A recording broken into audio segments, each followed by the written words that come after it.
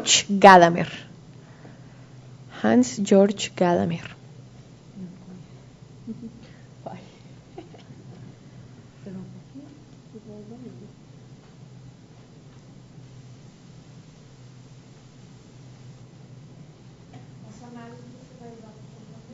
Eu estou usando Foucault.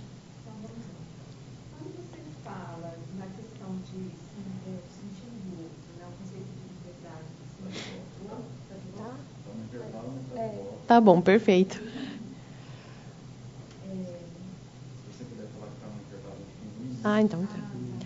Então, como temos algumas dificuldades no som e enquanto se ajeita tudo da maneira correta, então vamos dar um intervalinho de 15 minutos.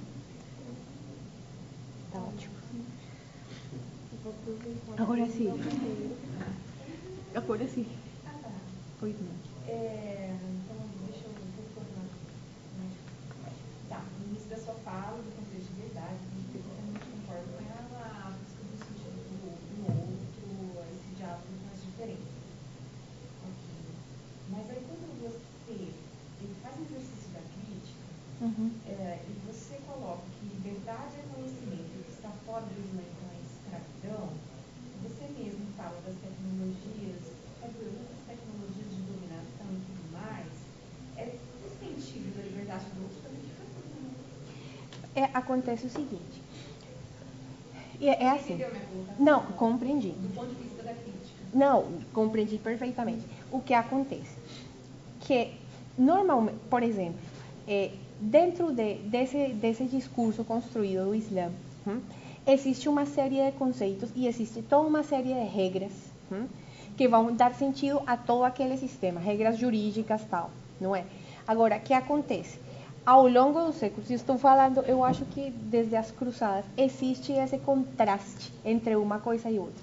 Depois, com mais veemência, depois da Primeira Guerra Mundial, a queda do Império Otomano e tudo o que aconteceu, eu ligo a fala do Foucault do poder em que sentido? Os domínios coloniais e a maneira em que se estabeleceram essas estruturas de poder fizeram com que muitas destas questões que são próprias do Islã e que têm um sentido próprio se vieram menguadas, diminuídas ou totalmente, como falar, como devoradas, não sei se devoradas, colonizadas. Mas eu acho que era simples responder sua pergunta, só deixa eu me intrometer num ponto. Não. Eu acho que o que ela traz, quando ela diz assim que para os muçulmanos, e aí eu vou trazer uma abordagem de prática muçulmana que é diferente do que a gente está vendo aqui, Islã é conhecimento, aí ela está pensando também no primeiro versículo que foi revelado para o profeta Muhammad, que diz no sentido do verbo imperativo, que aí muitos traduzem como ler no modo imperativo, mas na verdade, como está na raiz da palavra Alcorão, que significa a recitação, seria recita. Então, para o muçulmano, a ideia de conhecimento também não é a mesma ideia que a gente tem, é um conhecimento religioso. Então, quando ela diz assim que estar fora do Islã é estar na escravidão, isso é para os muçulmanos. Exatamente. Eu sei, eu entendi. Sim. A questão é, se isso é fora, para os outros, como fica, então, a reversão disso? Porque, assim, eu estou dentro de um discurso de liberdade que aprisiona a liberdade do outro, o verso também é verdadeiro. Isso eu quis colocar em termos de crítica. Tipo, por exemplo, você... Crítica Foucaultiana, falando de Tá, crítica, como você se revertir para o Islã nesse sentido?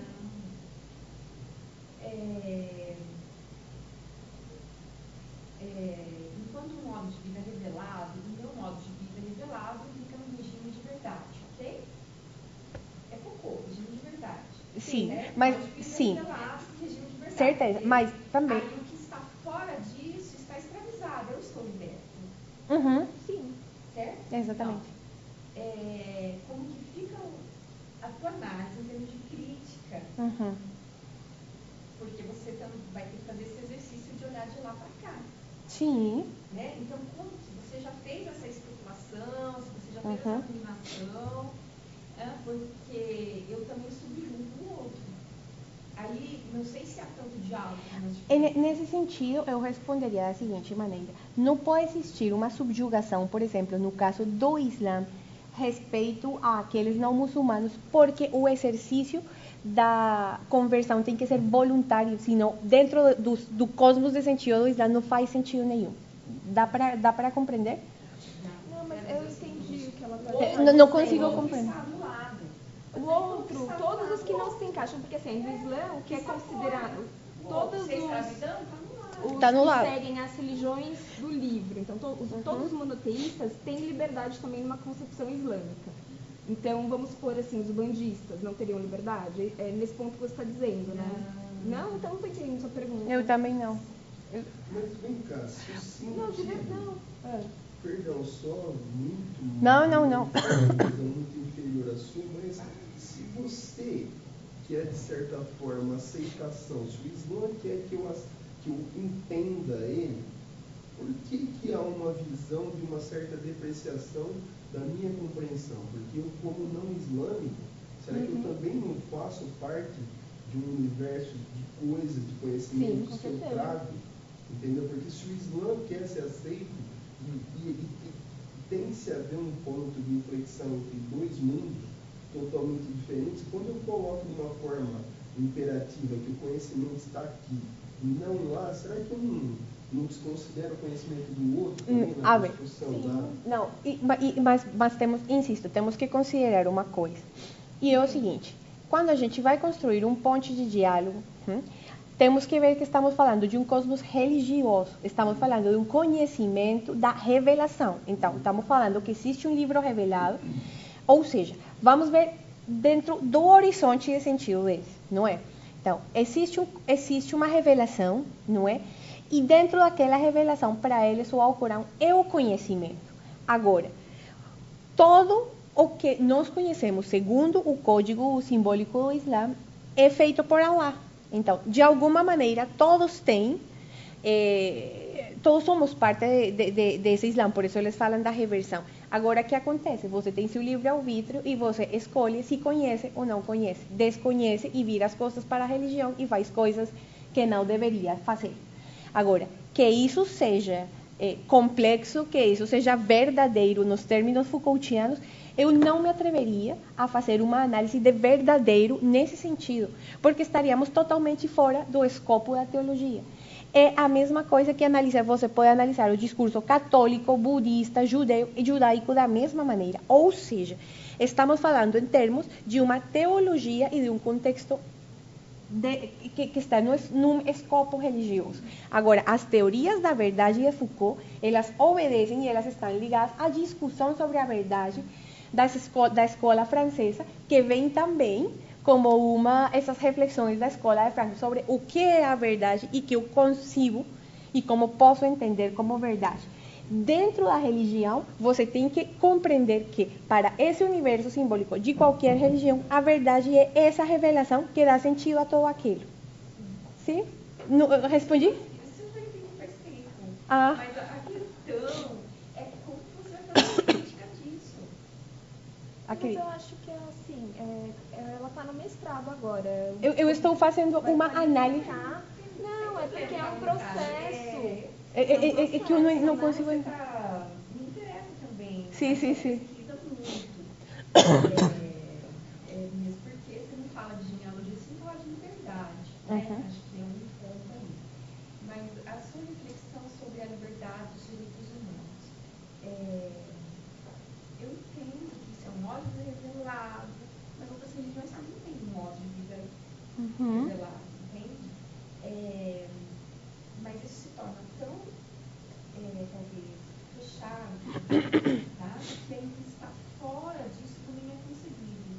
Como em outras religiões também esse movimento acontece, certo? Não entendi.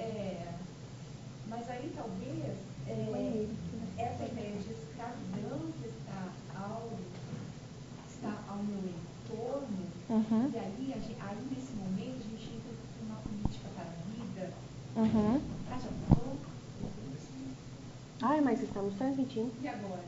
Você não falou que intervalo? Eu falei que íamos para um intervalo. Intervalo. Estamos em intervalo. É um intervalo. Mas você está transmitindo? Eu pensei que você já tinha E aí a gente fala então de uma gestão política da vida. né, biopolítica e tudo mais. Então, nesse sentido, o que está ao entorno, como você colocou, está fora do Islã, é escravidão. Foi essa a sua fala. Fora do Islã é escravidão. Sim. É um enunciado isso, né? É a minha hipótese. Isso. Então, se está fora do Islã e é escravidão, talvez então a minha pergunta fique mais clara assim. Como que o Islã se lida com quem está na escravidão? Então, é simples assim. A revelação existe. O Alcorão está aí. Você escolhe se conhecer ou não conhecer. É assim. Agora, por que escravidão? Mas isso tem mais. Mas isso tem mais matizes. Porque que acontece? Eles passaram depois da queda do Império Otomano por domínio colonial. O domínio colonial deixou profundas cicatrizes dentro daqueles povos. Você sabe que o que está acontecendo hoje com a Palestina ou Israel não foi qualquer coisa.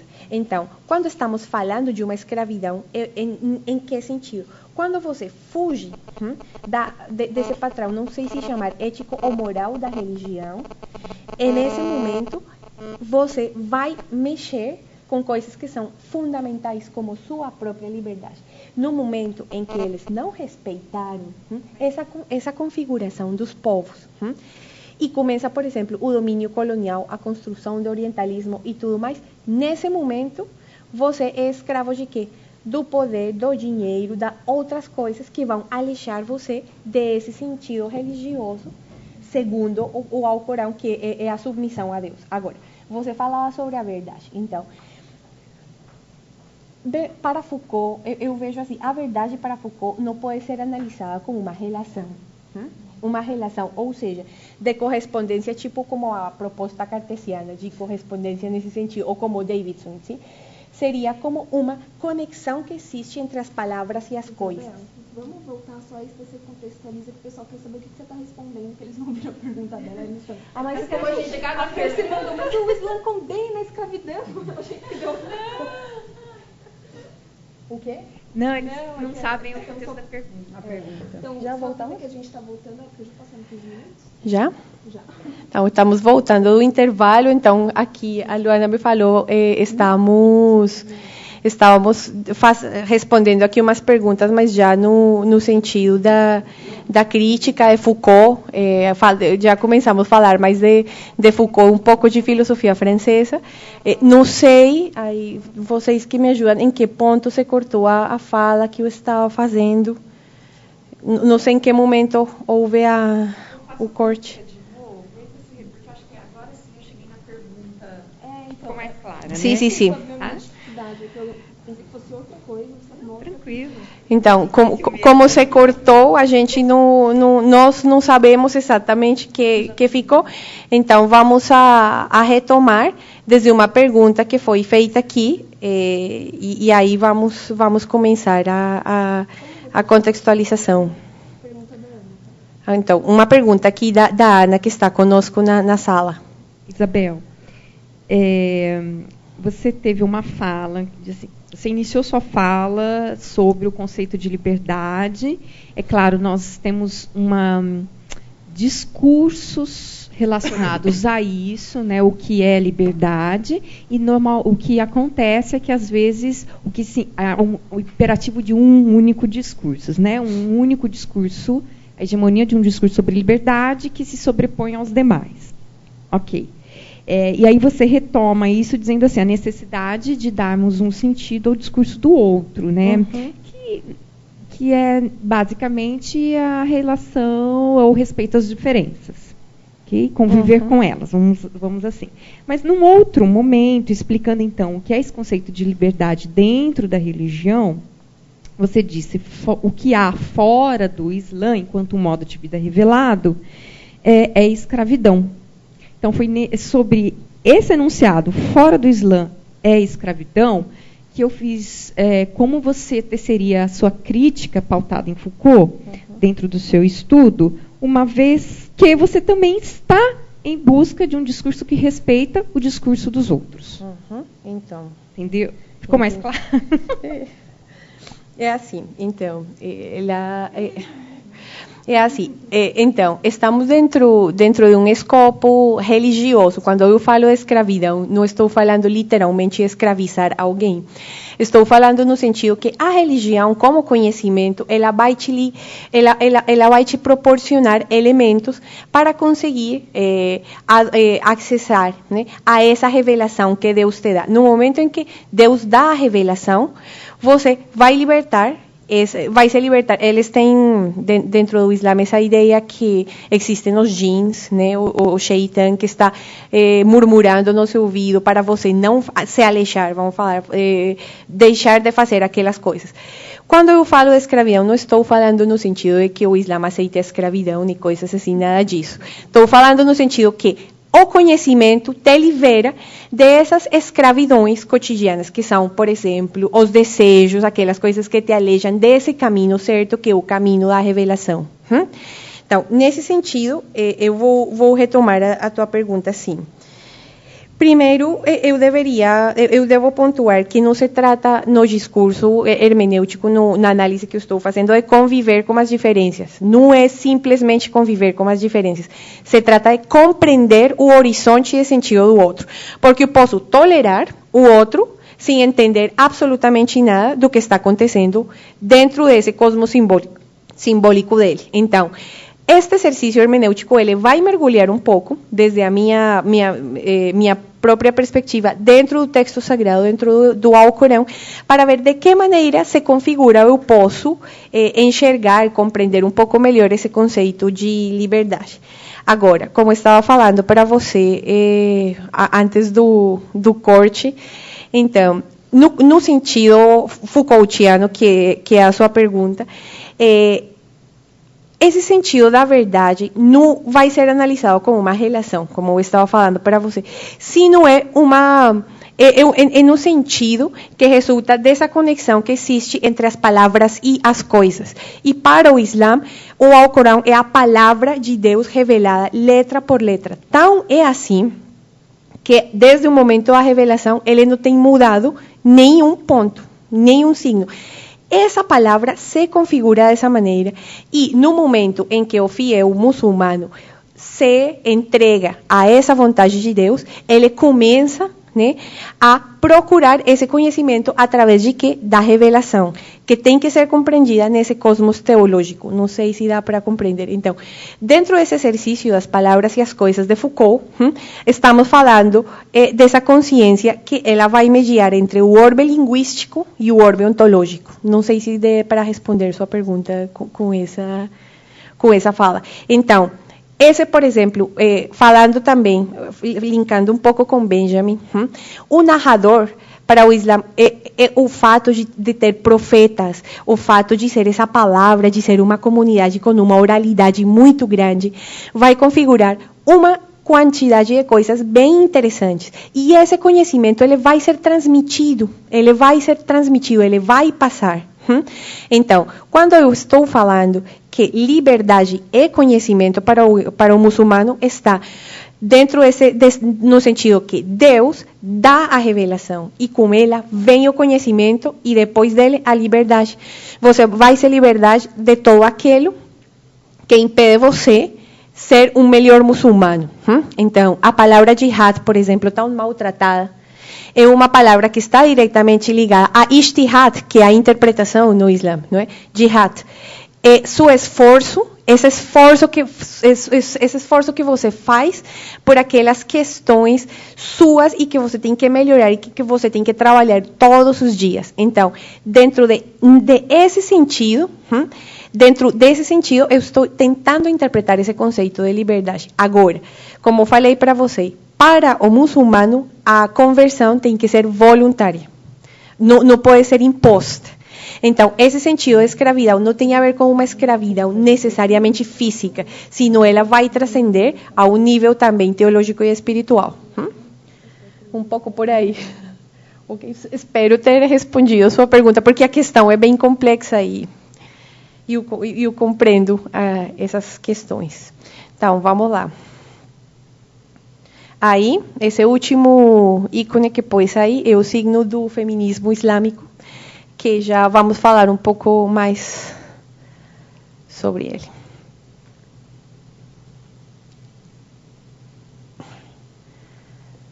Então, as perguntas referentes ao conceito de liberdade justamente aparecem quando uma pessoa não muçulmana se encontra com os discursos dos muçulmanos que se definem, segundo eles mesmos, como entregues à vontade de Deus, submetidos à vontade de Deus. Então, por outra parte, isto já tinha falado para vocês. Incluso a palavra conhecimento também tem que ser compreendida dentro desse esquema islâmico. Nós temos bem juntinha, bem amarradinha a palavra conhecimento com filosofia, com ciência, com esse monte de coisas, também uma visão bem ocidental. Para eles também, o conhecimento é ciência, o conhecimento é matemática, o conhecimento está em muitas áreas, mas também está bem ligado com o campo religioso. Então, segundo Franci Rossi, nossa orientadora, ela falava justamente, por exemplo, das precisões da linguagem. A palavra que define melhor o muçulmano, mais do que submisso à vontade de Deus, é entregue. Porque a palavra entrega, ela entranha um ato de comprometimento, de rendição. A palavra submissão implica mais como um tipo de hierarquia. Então, vamos lá. Então, que uma mulher com muitos pensamentos na cabeça. Então, existem outros conceitos de liberdade que precisam ser considerados. Então, quando vamos acceder a um cosmos simbólico, as palavras e as coisas, pensar nessa, nós temos que ver de que maneira essas palavras se configuram para os outros. E temos que olhar com muita atenção que nossos próprios discursos não tentem se impor sobre aqueles que desses outros com que nós vamos conversar e vamos estabelecer essas pontes de diálogo. Então, aqui, fala assim.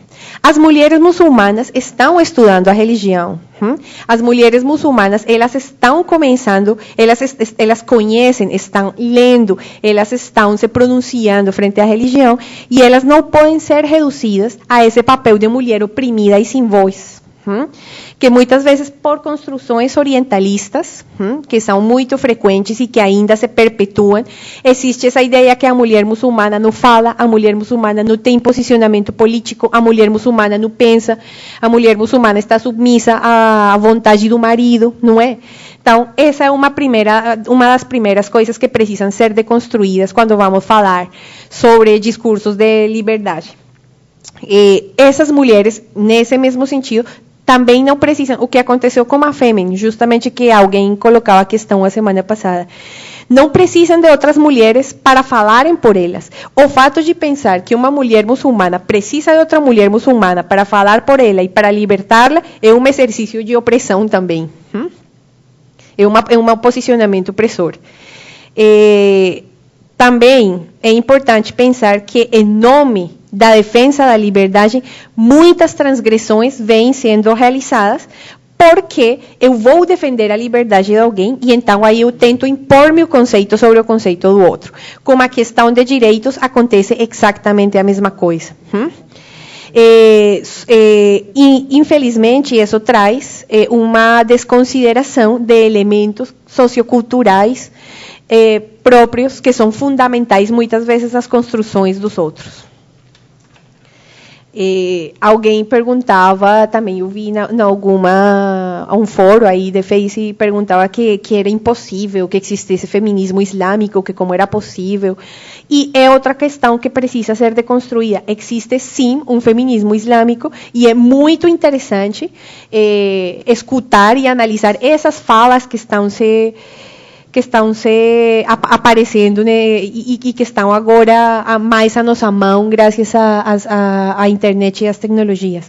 Então, outras grandes considerações, por exemplo, que eu estou analisando na minha pesquisa, é que a falta de conhecimento do outro leva à consolidação de preconceitos. Eu simplesmente pego o que a mídia fala, eu desconsidero a narrativa, o narrador, esse narrador do Benjamin, desconsidero o narrador e fico com a informação cortada, a informação de 2 minutinhos no jornal, a informação que aparece por aí, e estou desconsiderando outra série de contextos que são fundamentais, porque os conflitos não são binários, não são branco preto, existe uma quantidade de elementos que merecem ser analisados. Aqui, deixei. Tá. E aí, como eu falei para vocês, existem narrativas que vão além da informação. Aqui, uma caricatura que trouxe para vocês, falando sobre liberdade também nesse sentido. Hang in there, we will free you. Espera aí, a gente vai te libertar. E então aparece aquela mulher tentando tirar o hijab da muçulmana, falando, não tira, não precisa. Eu sempre gosto desta porque fala de duas perspectivas diferentes. Fala a primeira. Todo coberto, menos seus olhos. Que mundo cruel dominado por homens. Não? Que cultura cruel dominada por homens. E a outra mulher fala, nossa, nada coberto, somente seus olhos. Que cruel mundo dominado por homens. Que cultura cruel dominada por homens. São perspectivas diferentes. Agora, o interessante é não fechar. A gente precisa se abrir esse diálogo.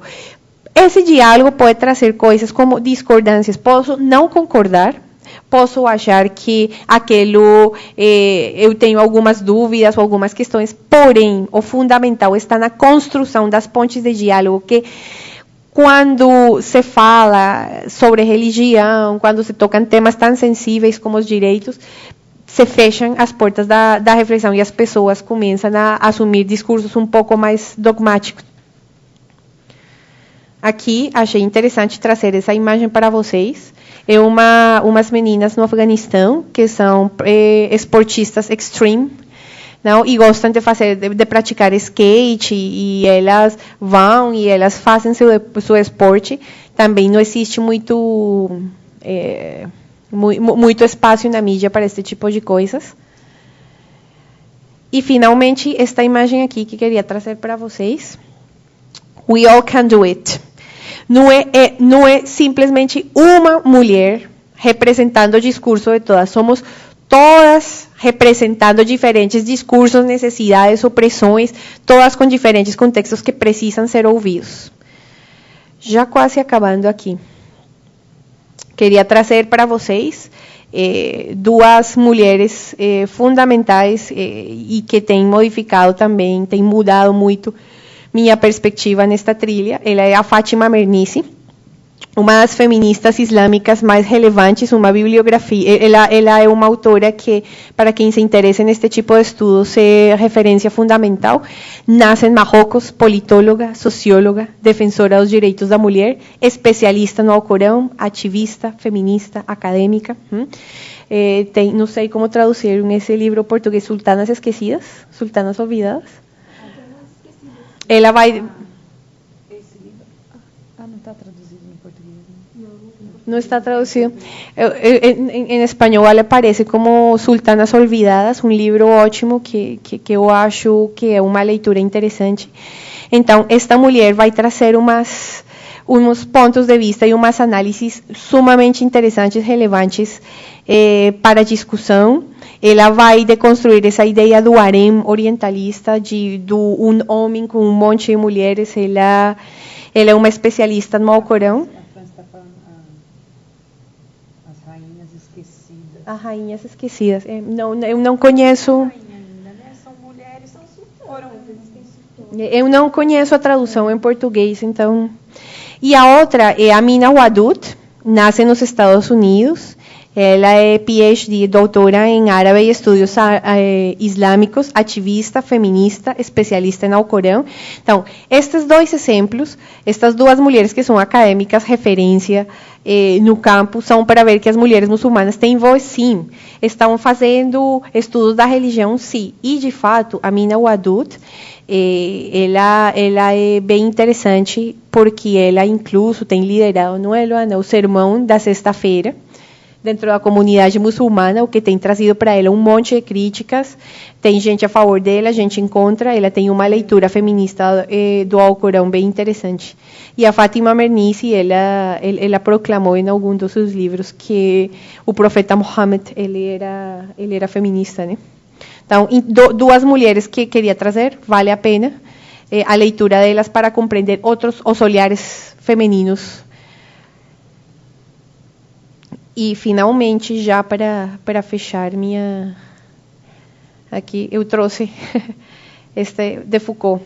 A liberdade é a condição ontológica da ética, porém, a ética é a forma reflexiva que adopta a liberdade. Então, estamos falando também de uma questão que está ligada com a ética. Então, já... Aqui, a pessoa no Islã se configura a partir da sua ideia de liberdade fundamentada e construída em sua religião. E essa ideia de liberdade está construída sobre uma cosmovisão e uns esquemas conceituais que é preciso analisar, tomando em consideração que o Islã não somente é a bússola da vida espiritual das pessoas, senão que também é uma maneira de pensar e determinar a vida política delas, né, e das suas sociedades. Então, aqui está já para fechar, do meu autor referência hermeneuta, Gadamer, fala o seguinte: nos últimos anos o problema da compreensão foi adquirindo cada vez mais atualidade. Isso corre, sem dúvida, em conexão com a intensificação da situação política e social no mundo e do agravamento das tensões que perpassam a atualidade. Por outra parte, constata-se que as tentativas de entendimento entre as áreas, as nações, os blocos, as gerações, fracassam porque parece faltar uma linguagem comum e os conceitos básicos utilizados parecem atuar como motes incitadores que reforçam as contradições e aprofundam as tensões que se deveriam suprimir. Basta lembrar o que ocorre com as palavras democracia e liberdade. Então, Gadamer escreveu isto em 1970 e hoje é mais vigente do que nunca. Então, era interessante trazer isso. Então, aqui, estas são as chaves da compreensão e hermenêutica, que queria trazer para vocês. Como se faz compreensão e hermenêutica? Primeiro, a compreensão através da hermenêutica não é um logro pessoal, é uma coisa, um acontecimento. Eu vou trazer alguma coisa que eu não consigo, eu vou interpretar, mas para interpretar eu preciso conhecer primeiro. Então, essa seria uma primeira questão. Ela vem com o intérprete através do seu encontro com os outros. Preciso de um encontro com os outros. Existem diferentes elementos de tipo linguístico, cultural e social que precisam ser considerados. Eu tenho que pegar o contexto. Não posso pegar uma parte, porque pegar uma parte só do fenômeno pode trazer erros na interpretação. O entorno de diálogo, portanto, é fundamental. Se deve ter cuidado com a formulação de juízos categoriais que pretendam determinar a complexidade do texto. A compreensão também não é uma coisa acabada, entendeu? É uma coisa que está sempre em construção. Então, não existe uma receita de bolo para fazer hermenêutica. A gente tem que mergulhar e ir analisando e fazendo exégesis daqueles textos que a gente precisa interpretar. A gente tem que ter muito cuidado com o etnocentrismo e o orientalismo, porque eles estão aí e muitas vezes a gente nem percebe que eles estão. Não se pode pensar, como já falei, que a verdade está acabada. Não se pode ter a pretensão de que a gente tenha a interpretação total, absoluta e unívoca da questão que está se pesquisando. Estes são como elementos do Gadamer no momento da interpretação. E finalizo já minha intervenção com estas palavras da Fátima Bernice no seu livro El miedo a la modernidad, Islam y democracia. Vou ler em espanhol porque não achei em português. Las libertades solo pueden germinar en el mundo árabe y musulmán desde dentro y el papel de Occidente en ese proceso debería consistir en apoyar de modo comprometido a las sociedades civiles que emergen en su seno. De lo que tienen sed la gran mayoría de musulmanes no es de sangre, sino de libertad, justicia, dignidad y paz. Shukran, muito obrigada.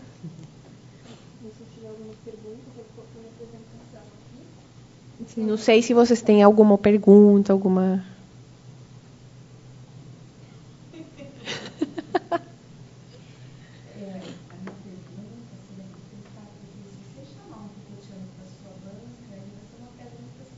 Eu sei, mas tipo, Foucault... Fala no microfone. Não, mas realmente eu vou pegar algumas coisas das palavras e as coisas, mas o referente teórico vai ser Gadamer. Se usar, assim, pega uma coisinha de fragmentos para tirar uma ideia. Não, mas ele não, tipo, a minha pesquisa não é uma pesquisa crítica Foucaultiana, sino é uma pesquisa hermenêutica gadameriana. O pessoal fica vendo a gente falar e não sabe. Eu só comentei que no desenvolvimento do trabalho da Isabel, uma coisa é você usar Foucault, né, Isabel, de uma forma que te ajuda a compreender algumas coisas. Outra coisa é você fazer o exercício da crítica, né? Então, acho que isso você tem que deixar bem claro. Porque se você tiver na sua banca um Foucaultiano roxo, isso vai te trazer problemas, talvez. Não sei, estou aqui imaginando. Não, é assim, o tempo aqui é muito curto, não é para falar, primeiro. E segundo, tipo, o exercício que eu estou fazendo na minha monografia é um exercício de hermenêutica gadameriano, fundamentado na análise hermenêutica de Gadamer. Eu não estou fazendo crítica Foucaultiana, porque não dá para fazer as duas coisas. Seria um trabalho de nunca acabar, não é? Precisaria de naquele momento eu falei que é uma pesquisa de mestrado, porque a gente não dá conta, né? Pode ser pesquisa de mestrado, não tem, e você faz o exercício da crítica, não tem problema. Sim, mas a questão é só metodológica. Não, é que a proposta é mais, eu acho que teológica, trazer um pouco disso, né? Não, e tipo assim, o referente, tipo, a coluna vertebral da minha pesquisa é mais Gadamer, Gadamer e Benjamin do que... Não, mas as palavras e as coisas de Foucault, eles têm trazido questões que são fundamentais, né, para a construção, especialmente no nível linguístico, e essa análise da representação e da verdade, né, na construção das narrativas. Não, lógico, sim. Muito obrigada. Presta um controlezinho para mim. Tá aqui. Como já estamos, assim, com um tempinho meio apertado, depois, caso sobre tempo, que eu acho que é capaz de sobrar alguns minutinhos, a gente volta às perguntas. Eu vou fazer mais ou menos que nem a Flávia, vou explicar um pouco minha trajetória de pesquisa, como que eu comecei a pesquisar Islã. Na verdade, começou com uma curiosidade muito assim da adolescência, porque eu fiz meu ensino médio em São Bernardo do Campo, que é um município de São Paulo, que tem uma comunidade muçulmana bem expressiva e bem articulada. Eles estão na Marechal Deodoro, que é a avenida que tem várias lojas de móveis. Então, fez parte da minha adolescência, durante o meu ensino médio, quando a gente ia aproveitar uma janela de aula, assim, a gente andava, seja pelo shopping que tinha na frente, que era o Shopping Metrópole, ou pelas avenidas, e eu via mulheres muçulmanas, que eu identificava como muçulmanas com véu, ou sozinhas, ou com amigas sem véu, ou com familiares, ou com crianças, e ficava me questionando. Mas espera aí, eu não vi o tempo todo, não escuto o tempo todo que essas mulheres não podem sair sozinhas, mas eu não escuto o tempo todo que essas mulheres não podem sair sem a permissão do marido, do tutor, do quem quer que seja. Então, eram coisas que me questionavam, mas de uma maneira assim, bem ingênua ainda, né? Porque era mais uma curiosidade, e eu também achava muito bonito, achava muito curioso, misterioso, aquele todo imaginário que a gente ainda carrega, né? Um pouco daquilo da Jade, né? A Jade linda. Essas coisas me levaram a questionar algumas coisas. Eu não encontrava consonância entre aquilo que eu via, principalmente na mídia, e aquilo que eu vivia sem pensar nada, porque eu tinha 15 anos, não tinha nenhuma reflexão antropológica, sociológica, de qualquer que seja, mas eu questionava. Alguma coisa está faltando aí. Então, é mais ou menos assim que eu começo a pesquisar Islã, isso já no primeiro ano da faculdade. A Franci sempre me ajudou bastante, porque eu fiz graduação em antropologia, né, ciências sociais e antropologia na Unicamp, e lá não tem ninguém que pesquise Islã, tem muita gente de gênero, lá gênero é muito forte, mas não tinha ninguém que pesquisasse Islã, e isso era uma dificuldade muito grande, porque sempre que eu mostrava o meu interesse de pesquisa, acabavam aparecendo assim, companheiras, colegas minhas, mas acho que você tem que participar de tal discussão. Mas não, eu quero primeiro escutar o que essas mulheres têm a dizer. Depois, quem sabe, eu posso elaborar alguma coisa. Era muito nova, primeiro ano de graduação ainda, né? Mas eu sempre tive... Porque eu acompanhei durante 3 anos essas mulheres andando. Eu ficava assim, flanando, né? No sentido do Flaubert. Ficava olhando, me questionando. Tá picotando? Ah, gente. Fazer o quê, né? Depois a gravação vai estar boa. E aí, enfim, no segundo ano da graduação, como eu morava perto de São Bernardo, passei a frequentar a mesquita, fazer uma etnografia, num primeiro momento sem interesse acadêmico nenhum, propriamente, assim, né? Nenhuma vinculação com pesquisa, nem nada. Era uma curiosidade que eu tinha mesmo, porque foi uma pergunta que me acompanhou durante 3 anos da minha vida, então é um tempo considerável, né? E passei ali 2 anos, aí acabei fazendo trabalhos sobre aquilo, sobre as relações de parentesco, sobre as múltiplas significações que o véu possui, sobre as múltiplas formas que se pode usar o véu, que o véu ele pode ser, sim, um elemento de moda, ele pode ser, sim, uma forma de paquera, a forma que você combina o seu véu com a sua calça, ou assim, ou assado.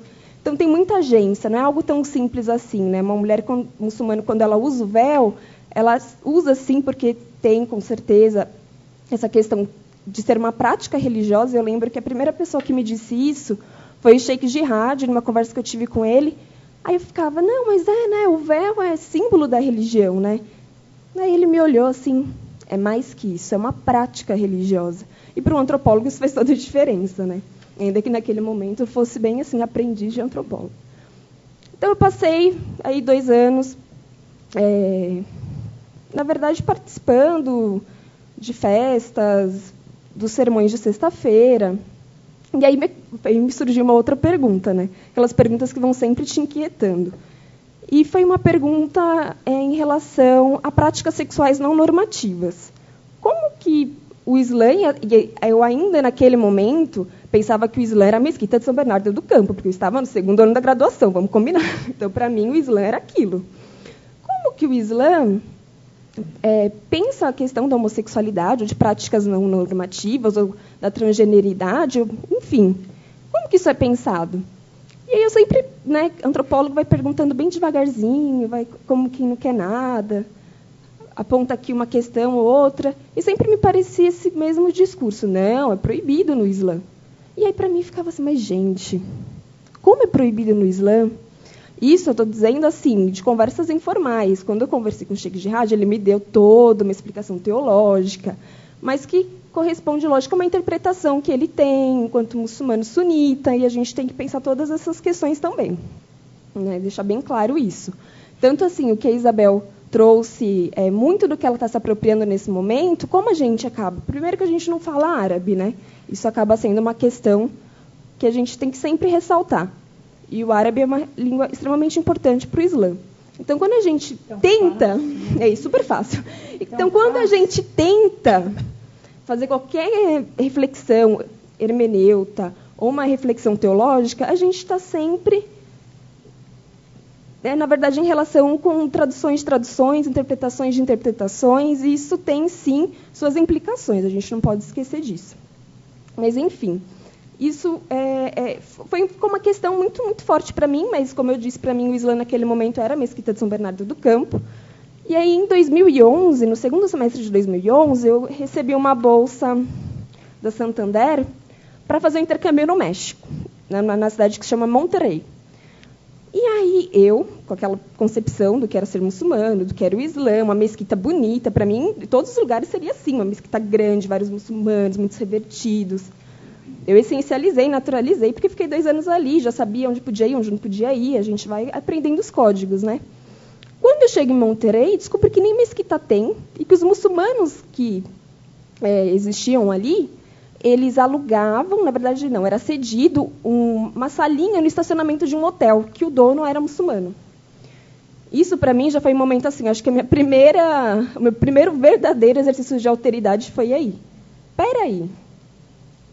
Para mim, que o Islã era aquilo, que era uma prática assim, que sempre teria uma mesquita, enfim, que uma certa forma de se vestir, todas essas questões, elas se borraram de uma maneira muito forte, porque quando eu fui a essa reunião nessa sala, nós tínhamos apenas do lado das mulheres 10 mulheres, sendo que eu estava acostumada com uma mesquita muito grande, que geralmente cerca de 20 e poucas mulheres participavam, sempre mais homens, né?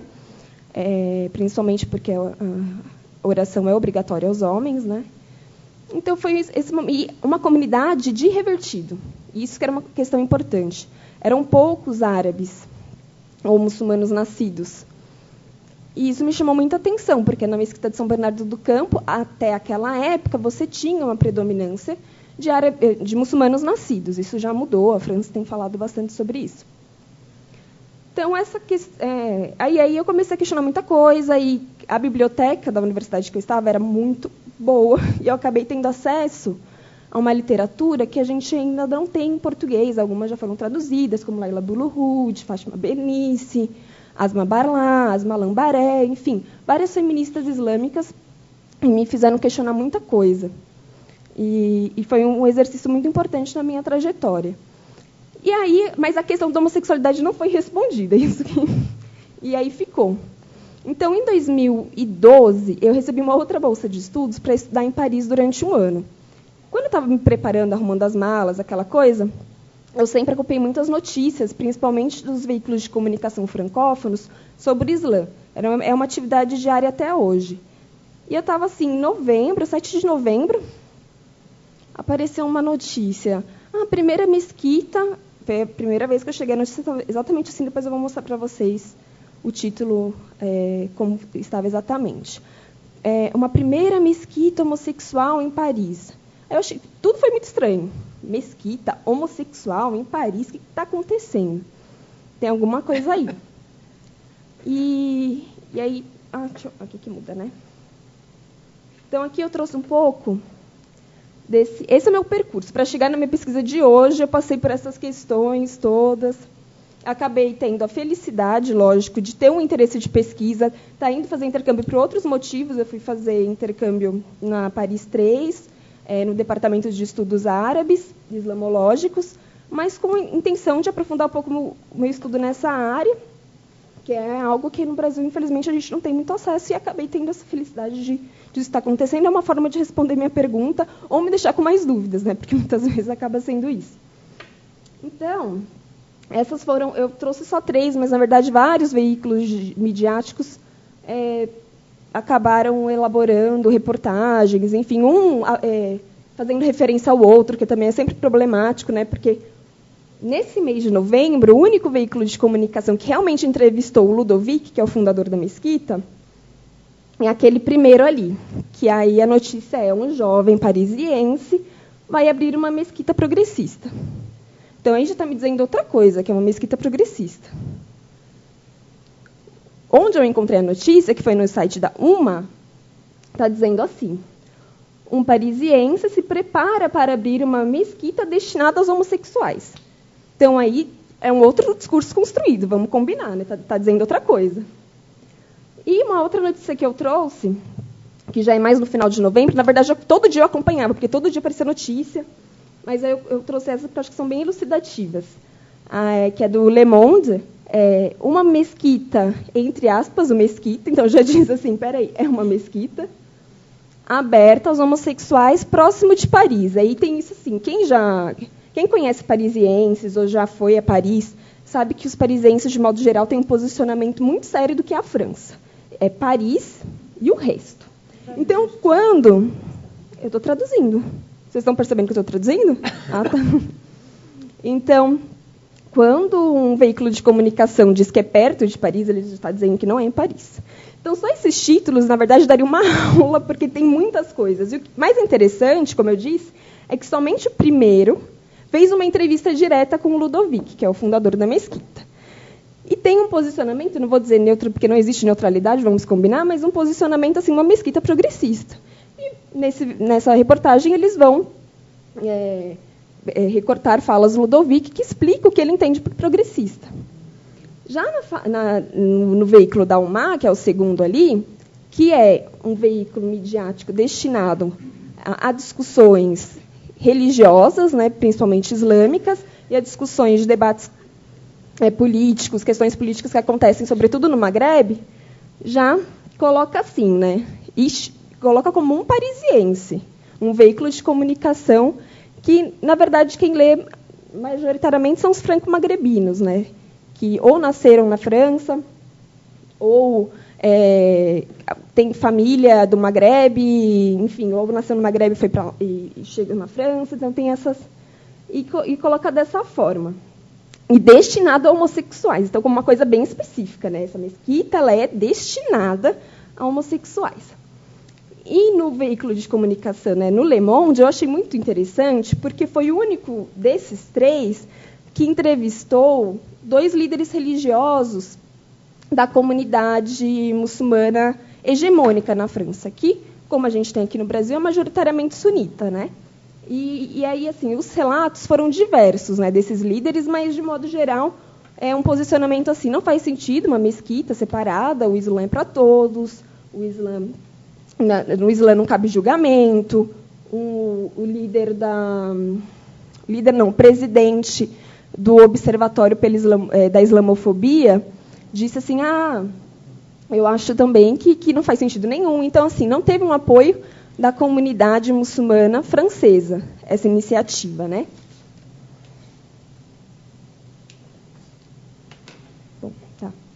E aí, enfim, essas coisas me chamaram a atenção, e a fala do Ludovic, principalmente na primeira reportagem, né, me chamou bastante a atenção, assim, de uma curiosidade de pensar o que implica, né, quando você reivindica uma islamicidade que não é hegemônica, num contexto em que o Islã, né, se a gente pensar na França, é extremamente estigmatizado, e que também era um momento em que estava discutindo o casamento para todos, enfim.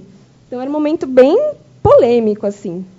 E aí ele diz assim, essa frase que está aqui embaixo, para lutar, quando ele vai falar sobre essa iniciativa progressista, né, ele vai falar que é para lutar contra a homofobia no Islã e contra a islamofobia, vou colocar assim, nos grupos LGBT. Então, aí ele está me dizendo, só nessa frase, tanta coisa também, que tem pelo menos duas subalternidades em jogo. O ser muçulmano, na França, já é algo que a gente coloca como dado. Ser homossexual no Islã e ser muçulmano nos movimentos LGBT. Então, E isso tudo, em novembro, em casa, eu já fui pensando essas questões, porque são coisas assim, os veículos de comunicação, eles acabam, a forma como eles constroem, né, suas narrativas, nos dizem muito sobre o posicionamento, a gente sabe, né, que eles estão tendo, enfim, da notícia que eles estão veiculando. Só tomar um pouquinho de água. Bom, e aí, com essas notícias, também eu percebi que sempre havia a citação de uma associação, que é essa segunda aqui, que é Homossexuais Muçulmanos da França. Então, com a internet, né, rapidamente eu cheguei nesse site, e aí descobri que sempre havia referência também à Confederação Kalin. E entrei também nesse site. E aí, eu coloquei nessa ordem, na verdade, não na ordem que eu encontrei, mas na ordem genealógica do surgimento dessas iniciativas, porque nós temos primeiro a Kalin, no ano 2000, depois a Homossexuais Muçulmanos da França, em 2010, e as Muçulmanos Progressistas da França, em 2012. Só que eles mudaram o nome para Muçulmanos Inclusivos da França, agora no início de 2015. Então, por isso que eu usei o logo atual, né?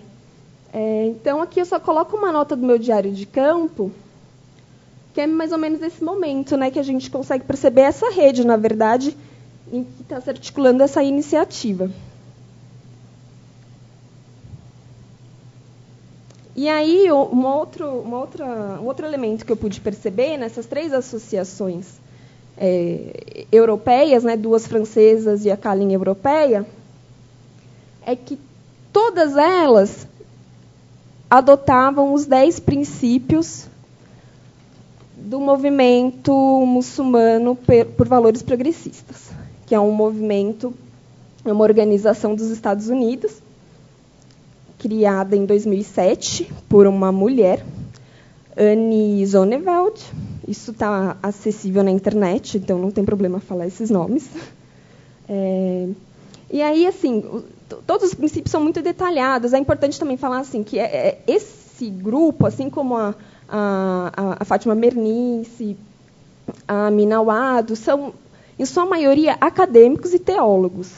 Então, o fundador da Mesquita Inclusiva, por exemplo, ele é antropólogo e psicólogo, mas ele também tem uma formação em teologia islâmica. Então, todas essas questões são importantes, esses marcadores, né, de fala mesmo, de onde eles falam, de onde eles estão construindo os discursos deles. Então, por isso que tudo é muito bem detalhadinho também, tem essa preocupação de na verdade, elaborar uma linguagem acessível, né, a todos. E aí aqui eu trouxe 5 princípios, né, mas eu me interesso mais nos próximos, que nós temos identidade, né, nós aceitamos toda pessoa muçulmana que se identifica enquanto tal. Que, na verdade, é um preceito islâmico, assim, não cabe a ninguém questionar se alguém é verdadeiramente muçulmano ou não. Isso cabe a Deus, né? Mas, na prática, as coisas são diferentes, né? A gente sabe, somos seres humanos são diversos. Quando a gente começa a empolgar, pegar o ritmo...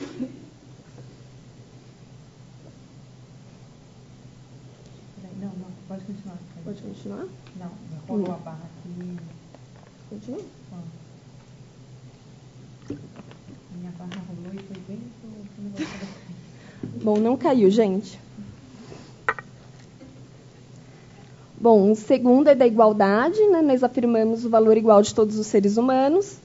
O terceiro, da laicidade, acreditamos que a liberdade de consciência seja não apenas essencial para todas as sociedades humanas, mas parte integral da representação corânica de humanidade. A quarta, que é a liberdade de expressão. Nós apoiamos a liberdade de dissidência, seja ela política, religiosa, social, artística. E o quinto, universalidade dos direitos dos seres humanos. Afirmamos nosso engajamento em torno da justiça social, econômica e ambiental. Isso eu traduzi, mas vocês podem encontrar na íntegra e na língua original, tanto em francês quanto em inglês, nesses links.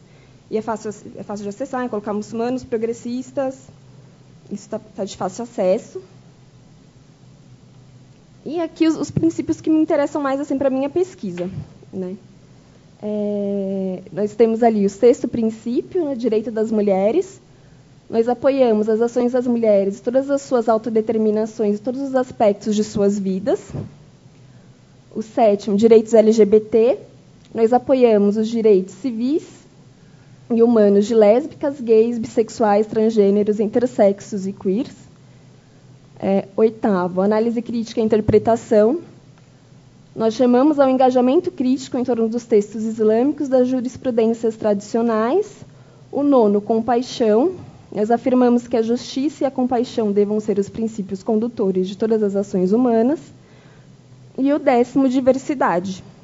Nós abraçamos o pluralismo religioso e a diversidade de inspiração que motivem os indivíduos a abraçarem a justiça social. Aí, eu fiz essas cores diferentes porque eu penso juntos os direitos das mulheres, análise crítica e interpretação. Eu acredito que há uma afinidade eletiva, há repertórios que se aproximam muito, e práticas também. E os direitos LGBT, com a questão da diversidade, para pensar a influência dos estudos queer, por isso que eu deixei queer ali em amarelo, que eu vou falar um pouquinho mais, e dos estudos decoloniais para essa iniciativa inclusiva. Bom, então, aí, como eu disse, né, para pensar feminismo islâmico, eu vou pensar a partir desses 2 princípios, né, direitos das mulheres e análise crítica e interpretação. Como a Isabel já tinha colocado, né, as mulheres muçulmanas têm se engajado em pensar não só a religião, mas o que se concebe por mulher há muito tempo. E não é só com a Amina Ado, Fátima Mernice, não. Se a gente for pensar um movimento de mulheres em busca de direito dessa forma, já no século XIX, assim como nós temos na sociedade ocidental, o mundo árabe muçulmano, ou seja, as sociedades da Península Arábica, elas se engajaram também, essas mulheres se engajaram em busca dessas pautas, enfim, dessas agendas. Mas o termo feminismo, né, ele é recente até para nós mesmos, né, e ele vai ser apropriado mais no final do século XX, né, sobretudo por feministas iranianas, em contexto de diáspora. Mas é importante ressaltar que assim, há uma pauta política e uma pauta de prática de se pensar a mulher que a gente compartilha, não é algo tão distante assim da gente. Né, a gente compartilha, inclusive, no momento histórico, até porque, quando a gente fala mundo árabe ou mundo ocidental, a gente só está criando categorias que achatam partes geográficas que estão em contato há muito tempo. A história já mostra isso. Né? Então, é mais para dizer isso. E assim como o nosso movimento feminista, essas primeiras feministas eram consideradas hoje, né, a gente denomina assim, como feministas liberais. Então, elas se apoiavam muito naquela ideia de mulher como a mãe da nação.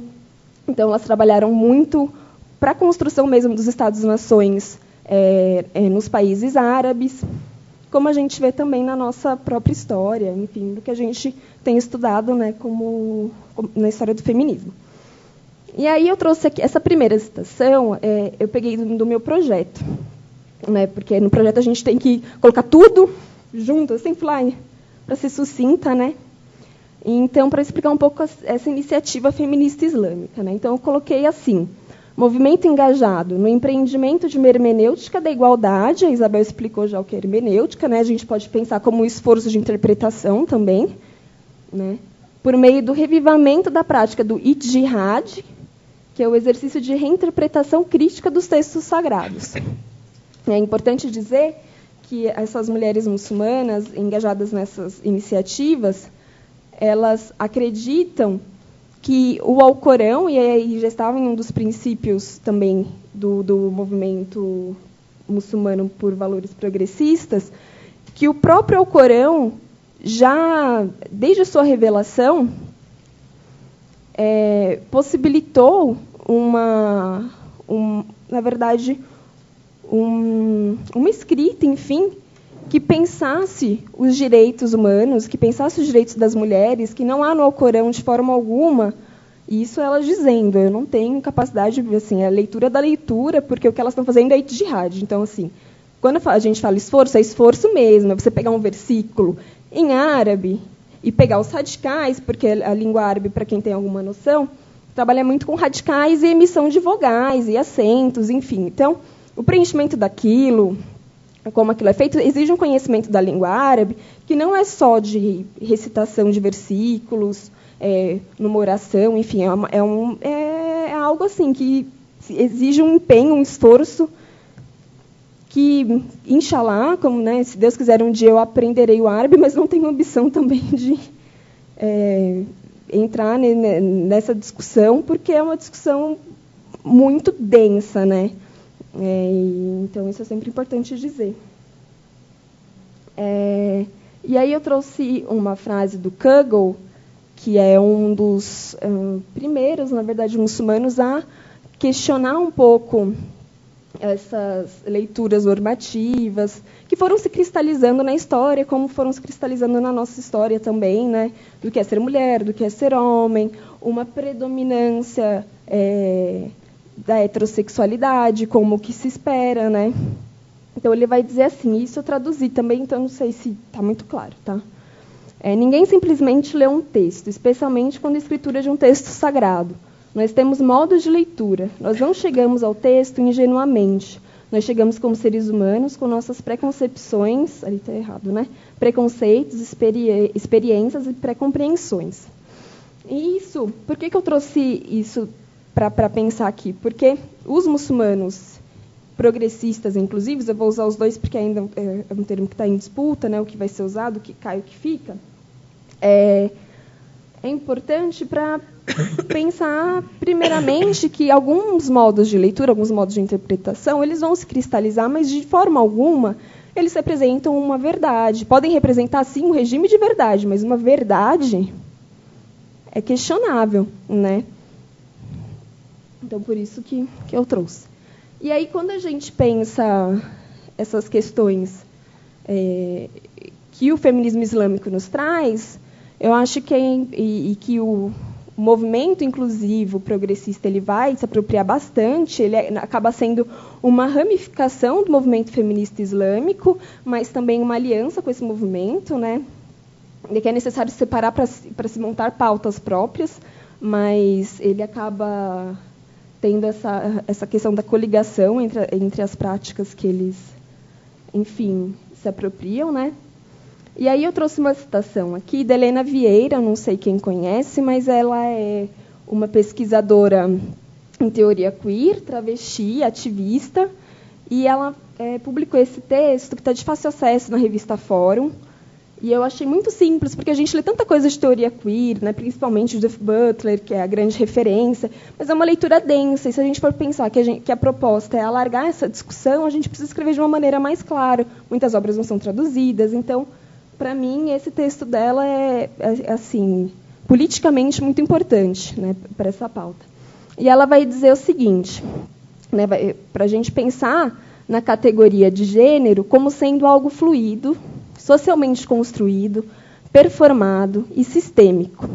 Parafraseando Teresa de Lauretz, um sistema sexo-semiótico de interpretação dos dados biológicos como produtores de diferenças, que não são per si, mas produtos da interpretação arbitrária dos marcadores biológicos. Existem ainda, segundo a autora, tecnologias de gênero, ou seja, construção de técnicas de viver que determinam como um sujeito pode se inserir na sociedade segundo normas específicas de ser homem ou ser mulher.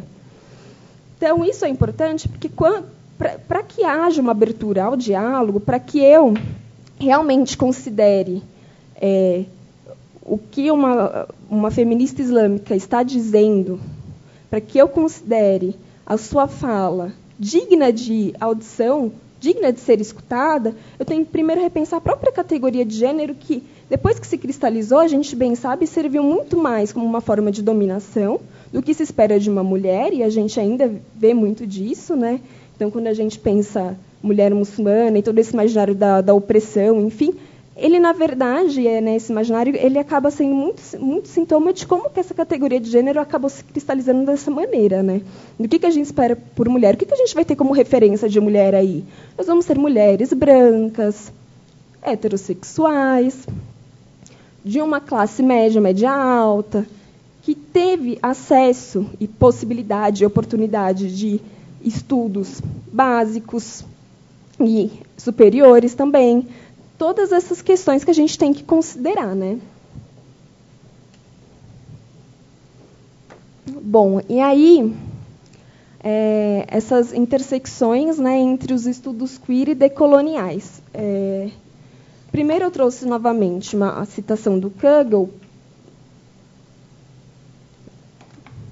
E quando eu trago essas citações, inclusive o texto que eu deixei como indicação, é importante dizer, eu deixei 2 textos, né, um do Richard Miskolci e um do Mushin Hendricks.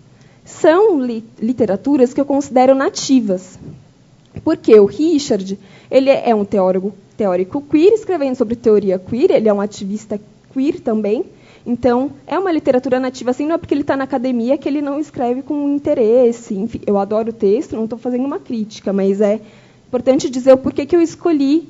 E também eu acho que está muito claro, e para quem não tem uma proximidade com a teoria queer, eu acho que explica bastante.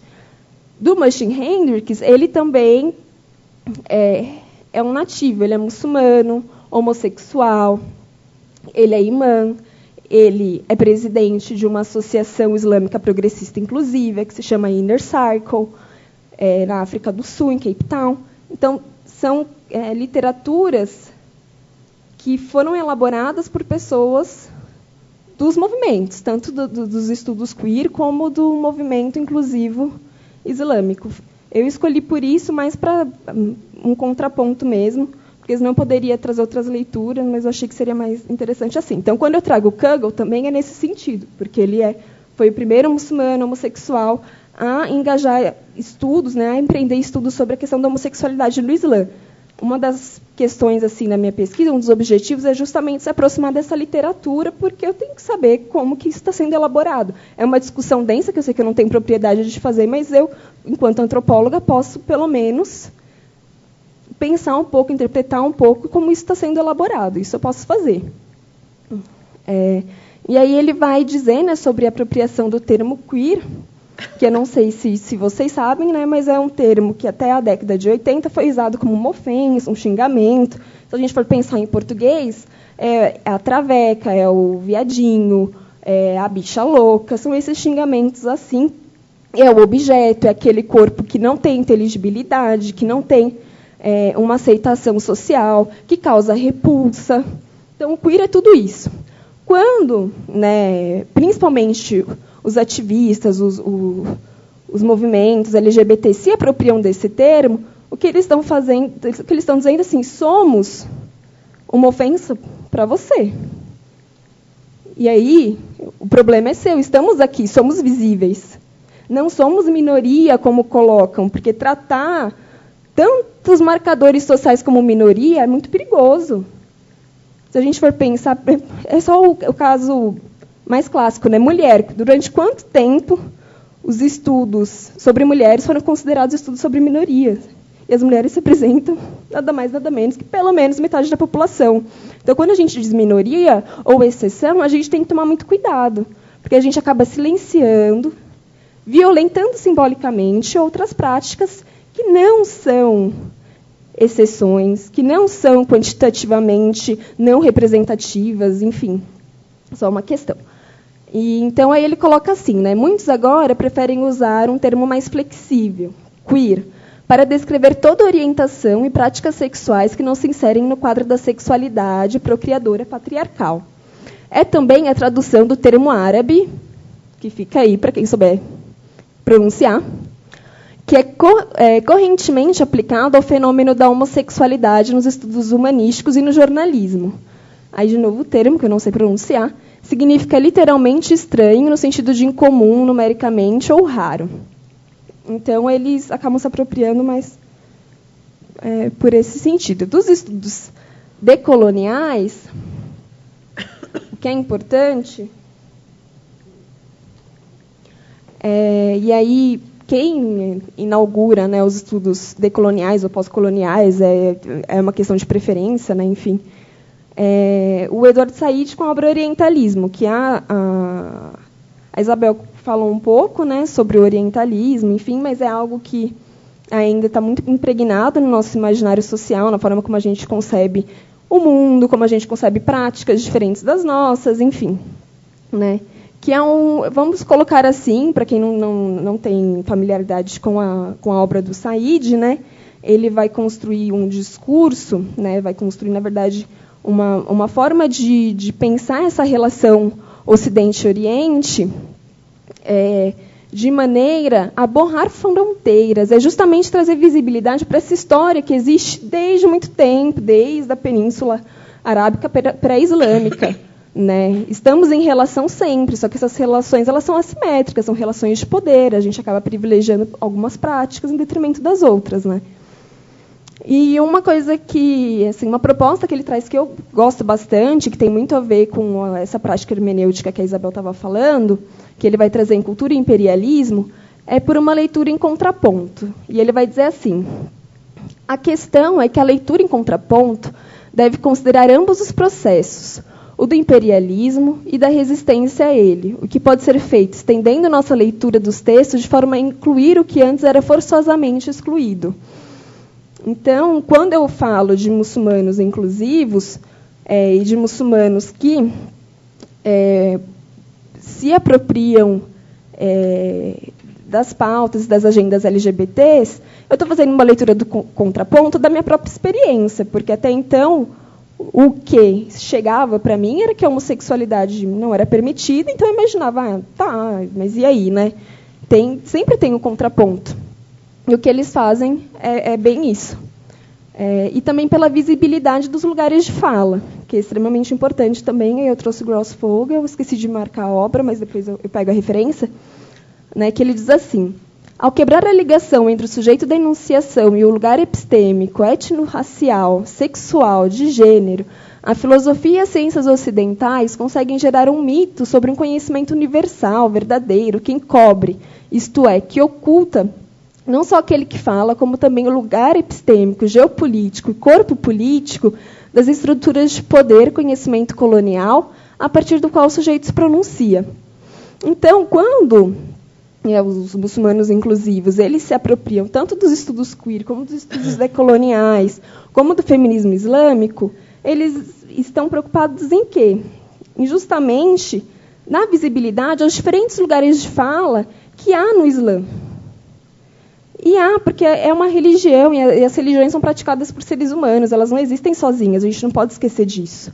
Então, mesmo quando a gente fala, o Islã assim, o Islã assado, a gente tem que tomar os nossos devidos cuidados. Existem eu não sei quem acompanhou o primeiro curso, né, oferecido ano passado, nós temos aí 5 escolas jurídicas, né, e dentre elas várias ramificações. Então, os discursos hegemônicos são aqueles que têm mais poder, mas isso não quer dizer que eles sejam maioria, ou que eles sejam verdadeiros. Enfim, a gente tem que tomar esses cuidados. E eu trouxe aqui a capinha do livro da Spivak, né, Pode o subalterno falar, que é também um marco nos estudos decoloniais, e a resposta é não, o subalterno não pode falar porque o lugar social que ele ocupa é inaudível. A fala dele não é escutada. O que ele fala, fala. Mas o poder falar é outra coisa, né? Bom, já estou encerrando aqui porque a Flávia disse que 10 minutinhos, né? E aí eu trouxe aqui assim, eu tenho pensado muito, né, nessa minha pesquisa em narrativas hifenizadas.